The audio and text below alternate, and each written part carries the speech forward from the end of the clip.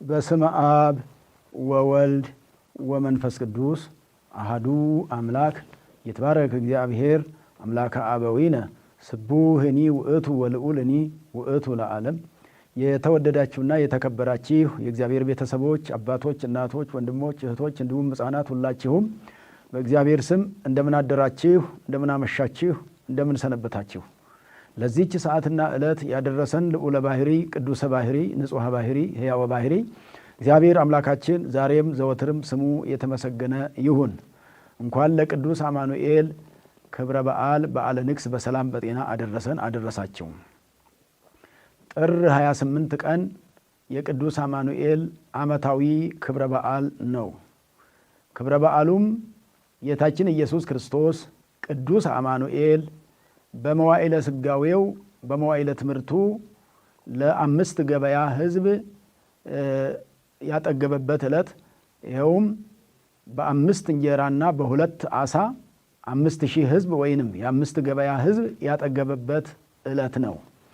ይህንን መነሻ የሚያደርግልን የመጽሐፍ ቅዱስ ክፍል የማቴዎስ ወንጌል ምዕራፍ 14 ቁጥር 13 ጀምሮ ያለው ሲሆን 16ኛው ተራ ቁጥር ላይ የማቴዎስ ወንጌል ምዕራፍ 14 ቁጥር 16 ላይ ጌታ ኢየሱስ ክርስቶስ እንዲህ አለ ይላል። ሀብዎሙ ዘይበልዑ ወኢይደሉ ይሁሩ ርሁባኒሆሙ፣ የሚበሉትን ስጧቸው ወይንም የሚበላ ስጧቸው፣ እንደ ተራቡ ሊሄዱ አይገባም አለ። ይህን ቃል የተናገረው ቅዱስ አማኑኤል ነው። እግዚአብሔር ወልድ ነው። ቃሉንም የተናገረው ለቅዱሳን ሐዋርያት እርሱን ይከተሉ ለነበሩ ለ12ቱ ሐዋርያት ነው። ይህንንም ቃል የተናገረበት ምክንያት መድኃኒታችን ኢየሱስ ክርስቶስ በዚህ ምድር ወንጌል እያስተማረ በነበረበት ዘመን የአምስት ገበያ ሕዝብ ይከተለው ነበረ። 5 ገበያ የተባለው 5000 ሕዝብ ያክል ቁጥር ያለው ነው። የ5000 ያህል ቁጥር ያለው ሕዝብ ሲሆን ይህም ቁጥር ወደ ቁጥር 20 ላይ እዚሁ ምዕራፍ ላይ እንደተገለጸው እናቶች ሳይቆጠሩ ነው። ሕፃናት ልጆችም ሳይቆጠሩ ነው። ትልልቆች ሰዎች ብቻ አባወራ የሚባለው ብቻ ተቆጥሮ ነው። እንግዲህ ይህን አንድ ላይ ሲቆጠሩ ግን ሕፃናትም እናቶችም ቢቆጠሩ ኖሮ ይሄ ቁጥር 5000 ሳይሆን ወደ 15000 ወደ 20000 የሚደርስ ሕዝብ ነበር እንደማለት ነው። እንግዲህ ጌታ ኢየሱስ ክርስቶስ ይሄ ሁሉ ሕዝብ ይከተለው ነበረ። ይሄን ሁሉ ሕዝብ ያስተምር ነበረ። በምኩራብ ሲያስተምር ይሄ ሁሉ ሕዝብ ከቦት ነበር የሚውለው። ማታ ሲመሽ ቅዱሳን ሐዋርያት ሕዝቡን አሰናብት፣ ይሄ ምድረ በዳ ነው፣ በዚህ አካባቢ የሚበላም አይገኝም ብለው ሲሉት እንደ ተራቡ ሊሄዱ አይገባም፣ ኢይሁሩ ርሁባኒሆሙ፣ እንደ ተራቡ ረሃብተኞች ነው ባዶ ሆዳቸውን ሊሄዱ አይገባም። ምናልባት የተማሩት በነፍሳቸው የሚሆነውን ትምህርት አግኝተዋል። ለስጋቸውም ደግሞ የስጋ ቀለብ የስጋ ምግብ ስለሚያስፈልጋቸው የተቃውም ነፍስ ዘእንበለ ስጋ የሚለው ነፍሳችን ያለ ስጋ ስለማትጸና፣ ስጋ ደግሞ ያለ እህል ስለማይጸና፣ ስጋ ከሌለ ነፍስ መቆየት ስለማትችል፣ ስጋ ከሞተ ነፍስም ተለይታ ትሄዳለችና፣ ስጋ ደግሞ የሚቆመው በሚበላውና በሚጠጣው ስለሆነ ካልበላ ካልጠጣ ምግብ ካላገኘ 4ቱ ባህርያተ ስጋ የሚባሉት ምግብ ካላገኙ፣ ቀለብ ካላገኙ፣ ውሃ ካላገኙ መኖር ስለማይችሉ፣ ልብስ ካላገኙ መኖር ስለማይችሉ፣ መጠለያ ካላገኙ መኖር ስለማይችሉ እነዚህ ባህርያተ ስጋ ስጋ የሚገባውን ሊያገኝ ስለሚገባ እነዚህ ሰዎች በነፍሳቸው ትምህርት ተማሩ እንጂ በስጋቸው የበሉ ስለሌለ ስላልበሉ የሚበሉትን ስጧቸው አላቸው ጌታችን ኢየሱስ ክርስቶስ። በዮሐንስ ወንጌልም ላይ ተመዝግቧል። በነገራችን ላይ በረከተ ህብስት የሚባለውን ይህን የህብስቱን የጌታ ኢየሱስ ክርስቶስ ህብስቱን ማበረከትና አሳዎችን ማበረከቱን ጉዳይ ሁሉም ወንጌላውያን ይጽፋሉ። ማቴዎስም ማርቆስም ሉቃስም ዮሐንስ ይጽፋሉ። በዮሐንስ ላይ ጎላ ብሎ የሚገኘው በዮሐንስ ወንጌል ምዕራፍ 6 ላይ እንደውም ደቀ መዛሙርቱ የሚበላ ስጡ ሲባሉ በዚህ አካባቢ ምንም ምግብ የለም፣ ነገር ግን አንድ ልጅ እዚህ አካባቢ አለ እንጀራ የሚሸጥ እንደዚሁ አሳዎችን የሚሸጥ፣ ያም ሰው 5 የገብስ እንጀራ ብቻ አለው፣ ከዚህ በላይ እሱም የለውም ሸጦ ጨርሷል ብለው ሲሉ ጌታ ኢየሱስ ክርስቶስ አምጧቸው አለ። እነዛን አምስቱን እንጀራዎች አምጡ አለ። 2ቱንም ዓሣ አምጡ አለ። 2ቱንም ዓሣና 5 እንጀራ አምጥተው ሲያቀርቡ ጌታ ኢየሱስ ክርስቶስ አሻቅቦ ወደ ሰማይ ተመለከተ ይላል። አማኑኤል ወደ ሰማይ የተመለከተበት ምክንያት ይህንን ህብስት የማበረክትበት ስልጣን ካንተ ጋር አንድ ነው። የአብና የወልድ ስልጣን የመንፈስ ቅዱስም ጭምር ስልጣን አንድ ነው። አብ፣ ወልድ፣ መንፈስ ቅዱስ በስልጣን አንድ ናቸው። ተአምራት በማድረግ ተአምራት የአምላክነት ስራ ስለሆነ በአምላክነታቸው ሶስት አማልክት አይባሉም፣ አንድ አምላክ ናቸውና። ስለዚህ ይህንን ህብስት ላበረክተው ነው።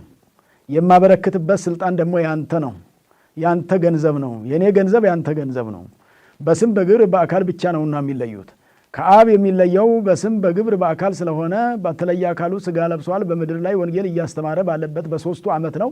በፈለገ ዮርዳኖስ ከተጠመቀ በኋላ ገዳመ ቆሮንቶስ ጾሞ ጸልዮ ከዛ ወጥቶ በቃና ዘገሊላ ተገኝቷል። ከቃና ዘገሊላ በኋላ በረከተ ህብስት ነውና ይህንን ህብስት የማበረክትበት ስልጣን ካንተ ጋር አንድ ነው ሲል ወደ ሰማይ ተመለከተ፣ ወደ ህብስቱም ተመለከተ።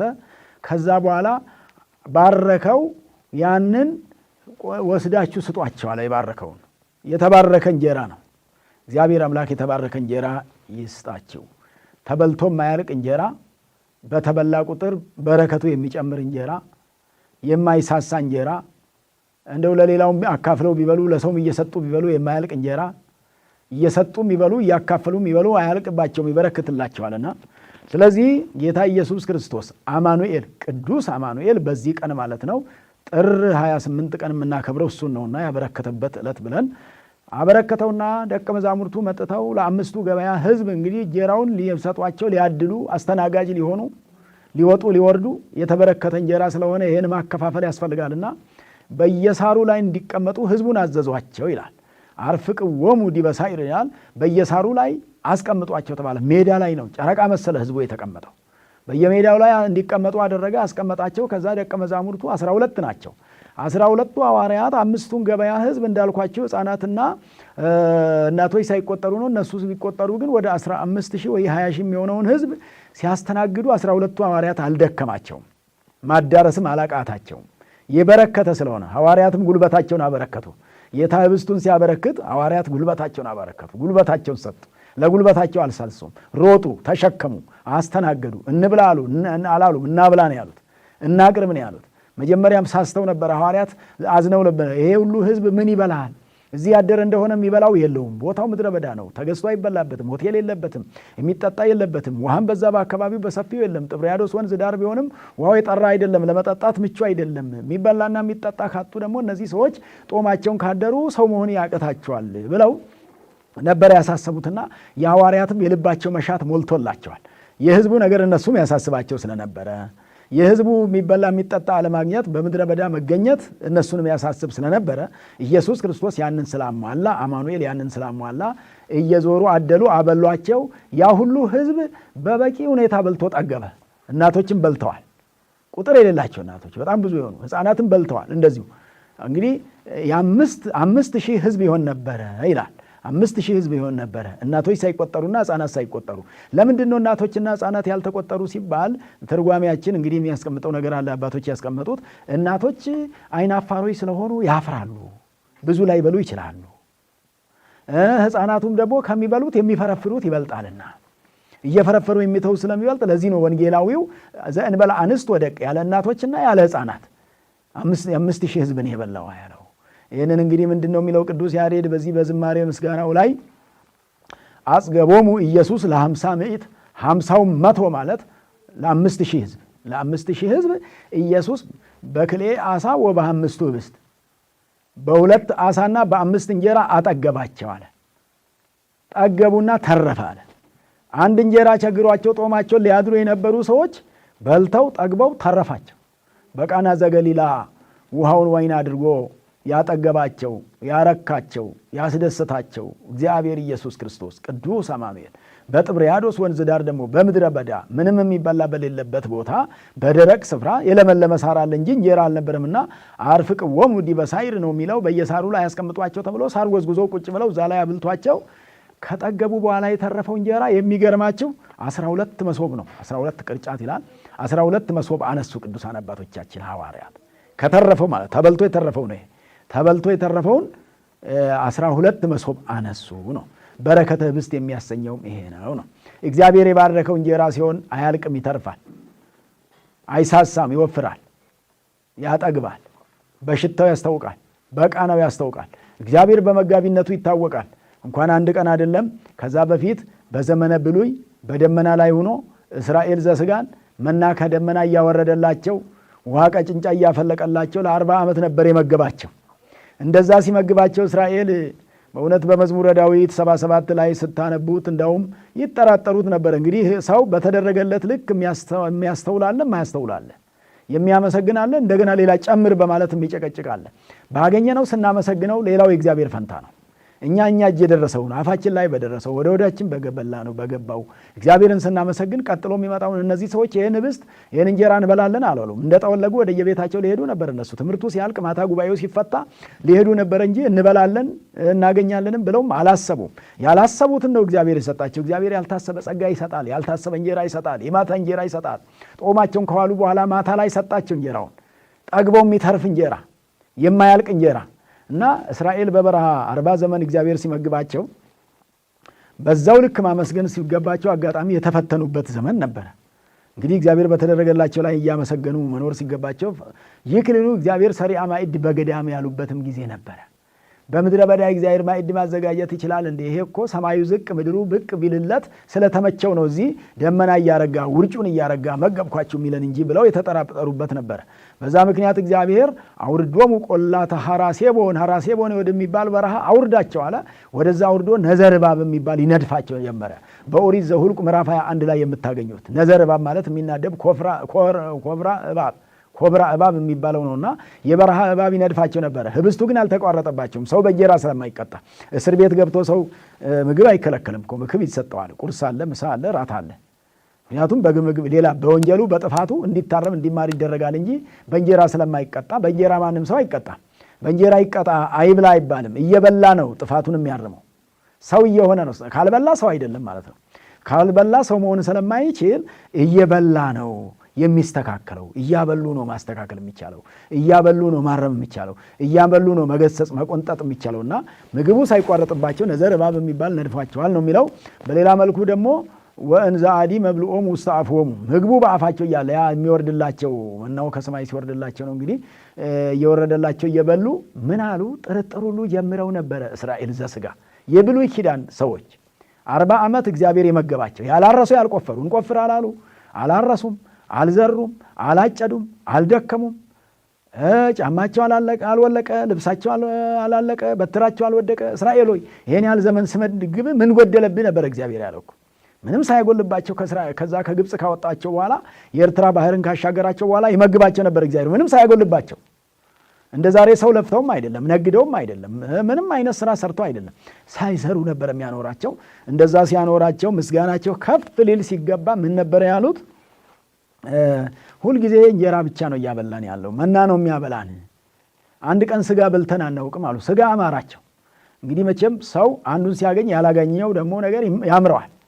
ባገኘን ነገር ማመስገን እንጂ ባላገኘነው ነገር ባልደረስንበት ነገር ደግሞ አምሮት አጉል ነው። አጉል ምኞት ይባላል ማለት ነው። ምኞት አይገባም ነው። እግዚአብሔር ወይ አንተ የፈቀድከው ይሁን ነው እንጂ ምኞት ይበልጥ መልካም ምኞት እንጂ የጸሎት ምኞት እንጂ ምኞታችን እኛ ትልቁ ለክርስቲያኖች ምኞት ሊሆን የሚገባው መንግስተ ሰማያትን መመኘት ነው። እንዳላጣት የሚባል መንግስተ ሰማያትን ልንመኛት ይገባል። የምድሩን ግን ልንመኘው ሳይሆን እግዚአብሔር ወይ አንተ የፈቀድከው ይሁን፣ ምናልባት እኔ ሐሳብ ይሄ ነው ያንተ ፈቃድ ግን ምን እንደሆነ አላውቅም፣ አንተ የፈቀድከው ይሁን ማለት ነው የሚገባው። እኛ የምንፈልገውን ነገር ሁሉ ሳንለምነው ቀድሞ የሚያውቅ አምላክ አይደል እንደሚያስተዳድረን የሚያኖረን።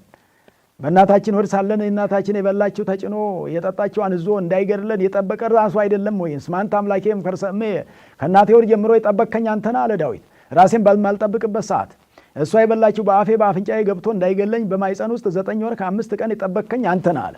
ስለዚህ እሱ ነው የሚያውቅልን። ሳንፈጠር ጀምሮ ሁሉ ለእኛ የሚገባውን አሁንም ከዛሬ በኋላ የሚገባውን እኛ ያለፈውን እናውቅ እንደሆነ እንጂ ወደፊት የሚመጣውን የምናውቀው ነገር ስለሌለ ስለሚመጣው ከመመኘትና ከመጨነቅ ይልቅ አንተ የፈቀድከው ይሁን ማለት ነው ለክርስቲያኖች የሚገባውና ስለዚህ እነዚህ እስራኤል ዘሥጋ የሚባሉ ስጋውያን ሰዎች ምኞታቸው ብዙ ነበርና ስጋ አብልቶን አያውቅም አሉ።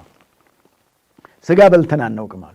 ስጋ በልተን አናውቅም ሲሉ እግዚአብሔር ደግሞ እንግዲህ ለእስራኤል ያደረገውን ለማንም አላደረገምና በዛ ዘመን ያው ገና አዲስ ኪዳን ባልሆነበት እሱም ወደዚህ ዓለም ባለመጣበት በአጭር ቁመት በጠባብ ደረት ተወስኖ ወደዚህ ዓለም መጥቶ ባልተገለጠበት በባህሪው በደመና ላይ ሆኖ ሲመግባቸው በነበረበት ሰዓት ደግሞ ስጋ አመጣላቸው። ስጋ እኮ አዝንቦላቸዋል። ለዚህ ነው ወኮነ ሥጋ ከመ መሬት ማለት ሥጋ እንደ ጎመን ሆነ። በጣም ከመብዛቱ የተነሳ ሥጋ ላይ ተኙበት፣ በልተው ከመጥገባቸው የተነሳ። ልክ እንዲሁ እንደ በረከተ ኅብስቱ ተትረፍርፎ ነበር። ተትረፍርፎ ሥጋው በዝቶባቸው የሚበሉት ሥጋ ተርፏቸው ሁሉ ይበሰብስ ነበረ። የበሰበሰውን እያነሱ ይጥሉ ነበር። በዚህ ልክ አጠገባቸው። እንደ ጎመን ሆነ ሥጋ ማለት። ጎመን መቼም የትም በቅሎ የሚገኝ ነው። ሥጋ ከብት ታርዶ ነው ያለው ነው የሚያርደው፣ ሳይኖርም አይገኝምና ሥጋን በዚህ ልክ ሲያበላቸው አሁን ምስጋናቸው ከፍ ሊል አይገባም? ክርስቲያኖች እንግዲህ ኅብስትን ሲያበረክት ሳይሰሩ እያበላቸው እንደገና ደግሞ ያሉትን ሁሉ አይነት ደግሞ ያውም ጮማ አምጥቶ ሲያበላቸው ደግሞ ይሄንንም አላመሰገኑ። ምን አሉ?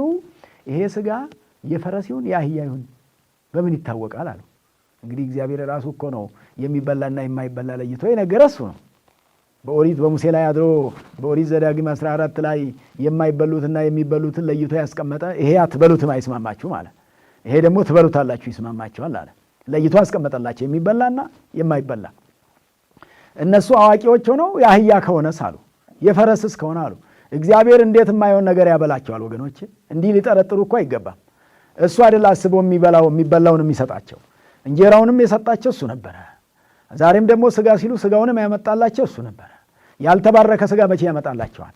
ፈረስና አህያ አትብሉ አይበሉም ብሎ ያለ አምላክ፣ ሰኮናቸው ያልተሰነጠቀ አይበሉም ብሎ ያስተማረ እግዚአብሔር አምላክ እንደገና መልሶ ብሉ አይላቸውም። መጀመሪያ አይበሉም ለምን አላቸው? መጀመሪያ አይበሉም ብሎ ሲያበቃ አሁን ብሉት አይላቸውምና እነሱ ግን እንግዲህ መቼም ሰይጣን እስራኤልና ሰውና እግዚአብሔርን ለማለያየት ሰይጣን ሁልጊዜ ነው የሚሰራው። 24 ሰዓት ነው የሚሰራው፣ አይተኛም። ሰው ይተኛል፣ ይደክማል። ሰይጣን ግን ሳይደክም 24ቱም ሰዓት የሰይጣን ስራ ሰውና እግዚአብሔርን ማለያየት ነው እንጂ እንስሳትን ከእግዚአብሔር መለየት አይደለም። አራዊትን ከእግዚአብሔር መለየት አይደለም። አይዋፍን ከእግዚአብሔር መለየት አይደለም። የሰይጣን ትልቁ ስራ ነግቶም ጠብቶም መሽቶም ሰውን ከእግዚአብሔር ለመለየት ብቻ ነው የሚሰራው። እግዚአብሔር አይበገርለትም። ሰዎች ናቸው የሚበገሩት፣ የሚሸነፉለት። ሰዎችን እያሸነፈ ከእግዚአብሔር መንገድ እያወጣቸው ማለት ነው። እግዚአብሔር የሚቀየምበትን ነገር እያሰራቸው፣ የእግዚአብሔርን ሕግ እያስጣሳቸው። የሰው ሕግ አይደለም፣ የእግዚአብሔርን ሕግ።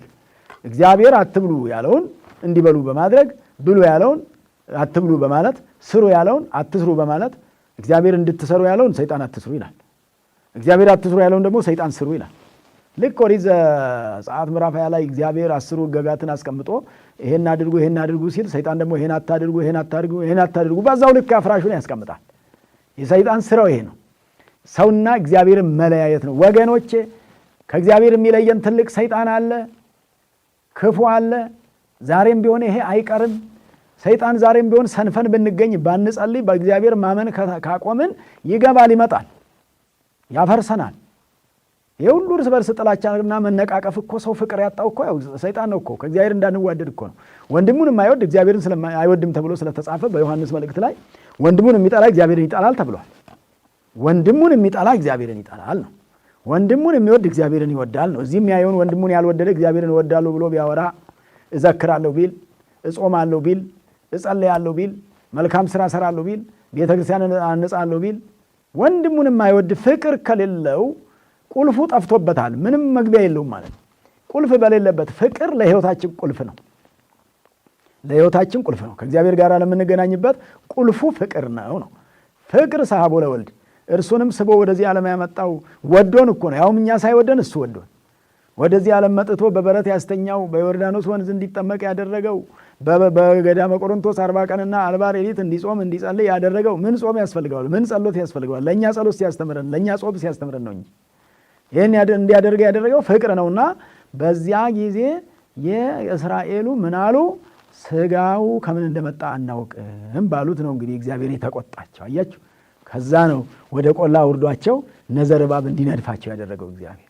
ስለዚህ በብሉይ ኪዳንም እግዚአብሔር መጋቢ ነበር ነው። በአዲስ ኪዳንም ይኸው አማኑኤል ማለት እግዚአብሔር ከኛ ጋራ ነው ማለት ነው። አንድም አማኑኤል ማለት ሰው የሆነ አምላክ ማለት ነው። በባለፈው ታኅሳስ 28 ቀን ተምረነዋል። ሰው የሆነ አምላክ ማለት ነው። ሰው የሆነ አምላክ ሰው በመሆኑ አማኑኤል ተባለ።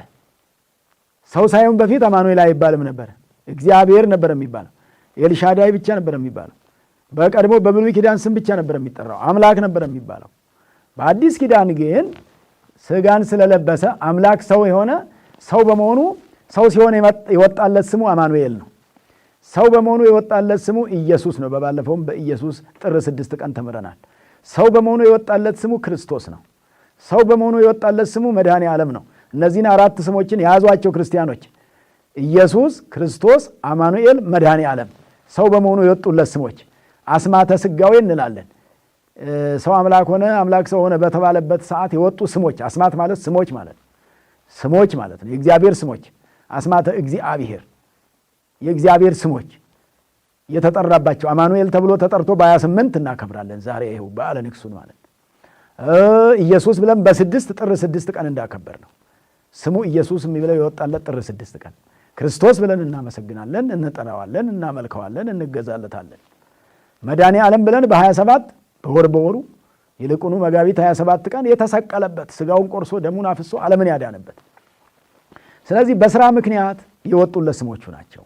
ዝም ብሎ የወጣ ስም አይደለም። አስቀድመው ነቢያት በትንቢት የተናገሯቸው ስሞች ናቸው። ወትሰምዮ ስሞ አማኑኤል፣ ስሙን አማኑኤል ትለዋለች ተብሏል። ስሙን አማኑኤል ትለዋለች። ሰው የሆነ አምላክ ብላ ትጠራዋለች። ሰው የሆንክ አምላክ ትለዋለች። እንዲህ ብላ ነው እመቤታችን ስትጠራው የነበረው ጌታችን ኢየሱስ ክርስቶስን 33 ዓመት ከ3 ወር አብሯ ሲኖር ሰው የሆነው አምላክ፣ ሰው የሆንህ አምላክ፣ ሰው ሆነ እኛን ለማዳን የሰው ልጆች ለማዳን የመጣ አምላክ፣ ሰው የሆንክ አማኑኤል ማለት ሰው የሆንክ እግዚአብሔር እያለች ነበረ እመቤታችን ጌታችንን ስትጠራው የነበረው። እኛም ዛሬ ስንጸልይ ለእኛ ብለህ ሰው የሆንከው አምላክ ማለታችን ነው።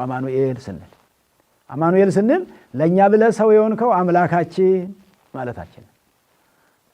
ኢየሱስ ስንለው መድኃኒት የሆንክ አምላካችን፣ መድኃኒት የሆንክ እግዚአብሔር ወልድ፣ መድኃኒት የሆንክ ለሰው ልጅ መድኃኒት ላጣው ዓለም መድኃኒት የሆንክ እያልን ነው ዛሬ የምናመሰግነው ማለት በወሩ በ6 ክርስቶስ ስንል ደግሞ ክቡር የከበርክ ማለት ነውና ሰው ሆነ ያከበርከን አምላክ ስንለው ነው።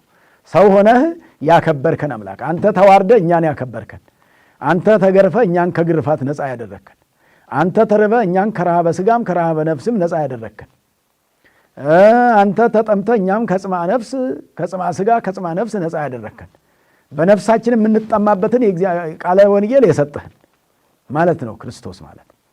መድኃኔ ዓለም ማለት ደግሞ የዓለም መድኃኒት የሆንክ እግዚአብሔር፣ የዓለም መድኃኒት የሆንክ አምላካችን ማለት ነው። የዓለም መድኃኒት የሆንክ አምላካችን ማለት ነው። ስለዚህ የዓለም መድኃኒት የሆነ አምላካችን መድኃኒታችን ኢየሱስ ክርስቶስ ጥር 28 ቀን የምናከብረው ህብስቱን ያበረከተበት 5ቱን እንጀራና 2ቱን ዓሣ አበርክቶ ለ5 ገበያ ህዝብ አብልቶ ያ ሁሉ ህዝብ በልቶ ጠግቦ 12 መሶብ የተረፈበት ማለት ነው። 12ቱ መሶብ እንግዲህ ምሳሌያቸው ለ4ቱ ባህርያተ ሥጋ እንደካሰ ለማጠየቅ 4ቱን እንግዲህ 4 ጊዜ 3 12 ነው የሚሆነው። 12ቱ ለ4ቱ ባህርያተ ሥጋ 3 ቢሰጡ 3 ጊዜ 14 12 ይሆናል። 3 ጊዜ 4 12 ስለሚሆን ለ4ቱ ባህርያት ለሥጋችን ማለት ለባህርያተ ሥጋ ለእሳት፣ ለውሃ፣ ለመሬት፣ ለነፋስ እንደ ካሰ የሚያጠይቅ ማለት ነው። ለ4ቱ ባህርያተ ሥጋ ካሳ እንደሆነ እንደ ካሰን የሚያጠይቅ ስለሆነ በዚህ መልክ ተነግሯል፣ ተገልጿል ማለት ነውና እንኳን ለዚህ በዓል ቀን በሰላም በጤና አደረሰን። ኦርቶዶክሳውያን ክርስቲያኖች ይሄ ጌታ ኢየሱስ ክርስቶስ ህብስቱን ያበረከተበት በዓል ተብሎ በልዩ መልኩ የሚከበር ትልቅ ክብረ በዓል ነውና ይህንን በዓል ስናከብር አማኑኤል እግዚአብሔር ከኛ ጋራ ነው ብለን ስናስብ እግዚአብሔር አብሮት የሆነ ሰው ማን ይቃወመዋል ብሏል ቅዱስ ጳውሎስ በሮሜ መልእክቱ ምዕራፍ 8 ላይ ለእመ እግዚአብሔር ምስሌነ መኑ ይክለነ፣ እግዚአብሔር ከኛ ጋራ ከሆነ ማን ይቃወመናል ነው ያለው። እግዚአብሔር አብሮት የሆነውን እግዚአብሔር አብሮ ሳይሆን ሲቀር ነው ብዙ ችግሮች የሚደርሱት። እግዚአብሔር አብሮ ካልሆነ የሚያገኘን ብዙ ነው፣ የምንጎዳበትም ነገር ብዙ ነው። የመጀመሪያው ጉዳት እግዚአብሔርን እናጣለን። እግዚአብሔር ሲለየን፣ እግዚአብሔር አብሮን ካልሆነ እግዚአብሔርን አጣን ማለት ነው። እግዚአብሔርን ማጣት ማለት ደግሞ ኃጢአት ነው። እግዚአብሔርን ማጣት ኃጢአት ነው። እግዚአብሔርን እንደ ማጣት ያለ ትልቅ ኃጢአት የለም፣ ትልቅ ጉዳት የለም። ሰው እግዚአብሔር ከሌለው ምንም የለው። እግዚአብሔር ካለው ደግሞ ሁሉም ነገር አለው። እግዚአብሔር ከሌለን ሁሉን ነገር አጥተናል ማለት ነው። እግዚአብሔር ካለን ደግሞ ሁሉም ነገር አለን ማለት ነው። እግዚአብሔር ካለን ሁሉም ነገር አለን ማለት ነውና እግዚአብሔር አለን ብለን የምንኖር ሰዎች ሁሉ እግዚአብሔር ከኛ ጋራ ከሆነ የሚለውን አሁን እግዚአብሔር ከኛ ጋራ ሆኖ እኛ እሱ ጋራ ሳንሆን ቀርተን ነው የተቸገርነው። እግዚአብሔር አልተለየንም። ሁልጊዜ አብሮን ያለው እግዚአብሔር ሁልጊዜ አብሮን ያለው። እኛ ግን ከእሱ ጋር መኖር ተስኖን እሱ የማይወደውን ስራ ስንሰራ፣ እርሱ የማይፈልገውን ነገር ስናደርግ፣ እርስ በርስ ስንጠላላ፣ በማይገባው ዝም ብሎ በማይረባው በትልቁ በትንሹ ስንጠላላና ስንራራቅ ችግሮችን በጋራ መፍታት። ክርስቲያን ችግሩን ተነጋግሮ ነው የሚፈታው፣ ተመካክሮ ነው የሚፈታው፣ በጸሎት ነው የሚፈታው። ክርስቲያን ችግሩን በሱባኤ ነው የሚፈታው። በመጣላት አይፈታም፣ በጠብ አይፈታም። የክርስቲያኖች ችግር የሚፈታው በጾም ነው፣ በጸሎት ነው። እንደው በሐሳብ መግባባት ሲያቅታችሁ ክርስቲያኖች ሰላም ለኪ ብላችሁ ወላዲተ አምላክን ጠርታችሁ አንቺ ጉዳያችንን አስታርቂልን ብላችሁ በዕጣ ምናልባት ሐሳቡ ሁለቱም አሻሚ ሆኖ ይሄም ይጠቅማል ይሄም ይጠቅማል ተብሎ ከታሰበ የኔም ይቅር ያንተም ይቅር የእመቤታችን ሐሳብ ይሁን ማለት እኮ ነው። ሰላም ለኪ ማለት የእመቤታችን ሐሳብ ይሁንና ሁለቱን አስቀምጠን ዕጣ እናውጣና እሷ ያለችው ይሁን ማለት እምነት ነው። እምነት ነው። እንዲህ ሲባል ነገር ሁሉ ይታረቃል፣ ለጠብም ሳይደርስ ማለት። ስለዚህ ነገሮችን ሁሉ ለእግዚአብሔር የሚሰጡ ሰዎች አይጣሉም። ነገሮችን ሁሉ ለአማኑኤል መስጠት ያቅተውና ሰው ሁሉን የራሱ ያደረግና እኔ ሁሉን አደርገዋለሁ ይልና ሁሉን አከናውናለሁ ይልና ሁሉን አሳካለሁ ይልና ሳያሳካ ይቀራል። ስለዚህ ሁሉን አሳካለሁ ሲባል ሳይሳካ ስለሚቀር እግዚአብሔር ከኛ ጋር ሆኖ እኛ ከሱ ጋር ሳንኖር እየቀረን የምንቸገረው ይበዛል ልል ነው የፈለግኩት። ቅዱስ ጳውሎስ እግዚአብሔር ከኛ ጋር ከሆነ ማን ይቃወመናል? ማንም አይችለንም አለ። እኛ ግን ሁሉ የሚችለን ከእግዚአብሔር ጋር ስላልሆነ ነው። እግዚአብሔር ከኛ ጋር ነው፣ እኛ ግን አብረነው አይደለን። እኛ እየሸሸ ነው ማለት። እንደ አንድ ባለጸጋ እንደ ባለጸጋው ሰዎቹን ያበላቸዋል። የሚያበላቸው ድሆች ደግሞ ይጠሉታል። እሱ ይወዳቸዋል፣ እነሱ ይጠሉታል። ያ ባለጸጋ የተባለ እግዚአብሔር ነው የሚያበላን። እግዚአብሔር የሚወደን የተባለ ባለጸጋ እግዚአብሔር ነው። የሚጠሉት ድሆች የተባልነው እኛ የሰው ልጆች ነን። የሚጠሉት ድሆች አያችሁ፣ ባለ ሀብቱን ድሆች ሲጠሉት ሲሆን ብዙ ጊዜ ሀብታሞች ድሆች አይወዱም አይደለ? ሀብታሞቹ ድሆቹን እንደውም ይጠሏቸዋል። ያው አምጡ ይሉናል ብለው ያስባሉ። አምጡ ነው የሚሉን፣ ያስቸግሩናል። እንዴት እንዳመጣሁት እኔ ነኝ የማውቀው፣ ቁጭ ብሎ እንዴት አምጡ ይሉኛል ብሎ ብዙ ሰው ያለው ሰው ድሆችን አይወድም። ይሄኛው ሀብታም ግን ለየት ያለ ነው። ባዕል እግዚአብሔር ያክል ለኩሉ ለሁሉ ይበቃል የተባለ ባለጸጋ እግዚአብሔር ነውና ይሄ ባለጸጋ ምን ይላል? ድሆቹን ይወዳቸዋል። የሚወዳቸውም ደግሞ ሊያበላቸው ነው፣ ሊያጠጣቸው ነው፣ ይፈልጋቸዋል። እነሱ ይደበቁበታል፣ እንዳያበላቸው እንደውም እንዳይሰጣቸው ሁሉ ይደበቁበታል፣ ይሸሹታል፣ ይጠሉታልም። ሲያዩት ሁሉ ይጠሉታል። ይሄ ማለት አያችሁ ባለጠጋ የተባለ እግዚአብሔር። ከእግዚአብሔር በላይ ባለጠጋ ማን አለ? ባዕል ዘኢይሌቅህዎ፣ ማንም የማያበድረው ባለጸጋ ነው እግዚአብሔር። ማንም ያልሾመው የማይሾመው ንጉሥ ነው እግዚአብሔር። ማንም የማይከራከረው ጌታ ነው እግዚአብሔር። ማንም የማይከራከረው አማኑኤል፣ ማንም የማይከራከረው ጌታ። አዎ ጥልቆች፣ አዎ ባሕር ዘኢይጸብትዎ አሳት፣ አሳዎቹ የማይዋኙት ወንዝ ነው እሱ። አሳዎቹ ዮሐንስ ወልደ ነጎድጓድ ይሄን ያለው አሳዎቹ የማይዋኙት ጥልቅ ነው ነው ያለ፣ ባሕር ነው ነው ያለ። ጥልቅ ነው አይደረስበትም ማለት። አዎ እንደገና ደግሞ ምጡቅ ዘኢይበጽሕዎ አንስርት፣ ንስሮች ሰማየ ሰማያት የሚመጥቁ ንስሮች የማይደርሱበት ምጡቅ ነው አለ። ማን? አማኑኤል ማለት ባለጸጋም የተባለ እርሱ ነው። ድሆች የተባልነው ከመልካም ነገር የደህየን እኛ ነን። ከመልካም ነገር የደህየነውን ሁሉ ከእውነት የደህየነውን፣ ከጾም የደህየነውን፣ ከጸሎት የደህየነውን፣ ከፍቅር የደህየነውን ሁሉ እግዚአብሔር ይጎብኘን፣ እግዚአብሔር ይመልከተን። ፍቅር አጥተን ትልቅ ድህነት ነው። ፍቅር አጥቶ መኖር በጣም ድሃ፣ የድሃ ድሃ ማለት። ፍቅር የሌለው ሰው ትልቅ ድሃ ነው። እንደዚህ አይነቶቹን እኛን ታዲያ እግዚአብሔር ሲፈልገን እኛ ደግሞ እየሸሸ ነው እየተደበቅንበት እንዳያገኘን። ስለዚህ ምንም ሳይኖራቸው ኑ ብሉ እየተባሉ የሚሸሹ ድሆች የተባልነው እኛ ነን ነው። ኑን እወዳቸዋለሁ እያለን እግዚአብሔር እኛ እሱን መውደድ ያቃተን። አንዳንዶቻችንም ደግሞ እንወዳለንም ብንልም ደግሞ ምናልባት ከልብ ሳይሆን በምግባር የማይገለጥ እየሆነ በተግባር የማይገለጥ እየሆነ ድካሙ የበዛብን፣ ስንፍናው የበዛብን፣ ለመጸለዩ ለማመኑ ለማመን የዘገየን ሰዎች፣ ለመጸለይ የዘገየን ሰዎች፣ ብዙ የታከተን ሰዎች፣ ጥንካርና ብርታት። እዚህ ዘመን አይታችሁ ከሆነ ዘመኑ እኮ እንደው ዘመኑ ከፋ እንላለን። ያው እኛ በከፋን ቁጥር በዘመን ነው የምናሳብበው። የሚገርመው ነገር እንደኔ አይታችሁ ከሆነ እንደው መሽቷል ብለን ገና አሁን መምሸቱ ነው ሌሊቱ ረጅም ነው ስንል አልቆ እናገኘዋለን። ነግቷል ስንል ቀን ነው ብዙ ነገር እንሰራበታለን ስንል መልሶ አልቆ መሽቶ እናገኘዋለን። በእያንዳንዳችሁ አለ ይሄ። ምን እንደሚመሽ አይታወቅም። ይሄ ማለት እግዚአብሔር ቀኑን እያፈጠነው ብቻ እኮ አይደለም ችግሩ። እኛ የምንሰራው ስራ ገፋ አይልም ነው፣ ፈቀቅ አይልም ነው። አንዷን ስራ ይዘን ነው የሚመሽብን። ምንም እጃችን ላይ ያቺ ምንም ወደፊት ሳትል እዛችሁ ባለንበት ቆመን ይመሻል። ሌሊቱንም ደግሞ ግማሹን ለጸሎት ግማሹን ለእረፍት ብለን ያሰብነው የረባ ነገር ሳይጸለይበት የረባ እረፍት ሳይታረፍበት አይምሮ ሳይታሰብበት ተኝቼ ነበር አልተኛውም ነበር ተብሎ እስከ መጠራጠር ወፎቹ ሲንጫጩ ሲነጋ ሲታይ። ስለዚህ ይሄ ሁሉ ምንድን ነው? እኛ እጃችን አፍጥኖ መስራት ስለተሳነው ረድኤቱ እግዚአብሔር ጋር መኖር ረድኤተ እግዚአብሔርን አጋዥ ማድረግ መጽናት ስላቃተን በዮሐንስ ወንጌል ጌታችን ኢየሱስ ክርስቶስ ቅዱስ አማኑኤል ምንድን ያለው? ወዘእንበሌሰ አልቦ ዘትክሉ ገቢረ ወኢምንተኒ ይላል። የዮሐንስ ወንጌል ምዕራፍ 15 ቁጥር 5 ላይ ያለ እኔ ምንም ልትሰሩ አትችሉም፣ እኔ የወይን ሐረግ ነኝ ብሎ ነው የሚጀምረው። እኔ የወይን ግንድ ነኝም ይላል፣ እናንተ ቅርንጫፎች ናችሁ ይላል። ቅርንጫፎች ያለ ግንድ አይኖሩም። እኛ ቅርንጫፎች ነን፣ ግንዱ እግዚአብሔር ነው።